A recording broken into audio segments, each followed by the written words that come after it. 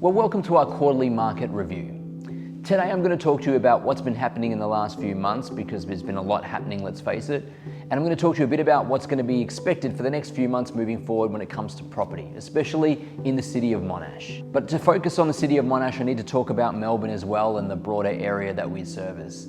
First of all, Melbourne clearance rates have dropped from this time last year when they were up around 85% to now 65% on average for the last few weekends towards the end of June. At the same time, Monash has seen clearance rates, which was in the high 90s, coming down to around that 89 to 90% clearance rate. So there has been a definite shift in clearance rates. What's fueled that more than anything else? Of course, interest rate rises play a part in that, and more so the media-driven fear that comes with interest rate rises. That's probably been one of the key tell signs that we've seen from buyers who are a little bit more hesitant, and then owners then in turn being more hesitant to come to the market. So what we've been seeing in the last few months is less stock on the market and slightly less demand. But when it comes to the city of Monash, we're still seeing more demand than stock available, which means it's not such a bad time to sell, depending on the type of property you're trying to sell.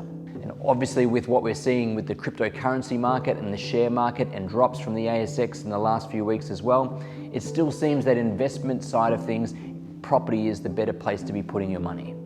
But what we can expect moving forward is a couple of things. It's clear that the cash rate is probably going to increase. It's increased 25 basis points and a further 0.5 basis points over the last couple of months, and in July we're expecting another rate rise. This again will in turn fuel that fear, and it's an effort to curb inflation, which at the moment probably doesn't seem to be curbing too much, let's face it. But what I can probably tell you, if you're a homeowner and you're thinking about selling, you've got to look at what you're selling. Is the property you're selling still in high demand compared to other properties? Will you be able to sell and then ride this effect and be buying and capitalizing on a market that might be a little bit softer as it moves through winter and into spring? If you're a person who's looking to purchase a property at the moment, well, it's probably a good time to be back out there looking at property. However, I've got to remind you that you've got to secure a property if you want to try to buy it now. Because if you wait and think that the market will slide further, you could find yourself waiting with less property on the market to even choose from before things return to a more stable or an increasing market where you might be paying more again for what you're looking for. One of the key markets at the moment in Monash is renovated homes.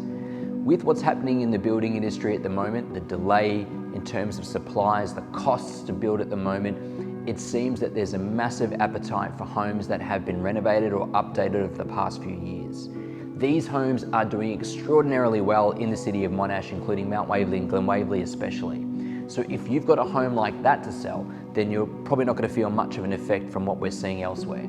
However, talking about that building sector and what's happening there, I think one of the key things is when it comes to building costs and properties that need work, renovations, or indeed need to be knocked down and built, there's a really good opportunity for buyers there to sneak into the market if you can, at a slightly lesser price than what you would have paid a few months back.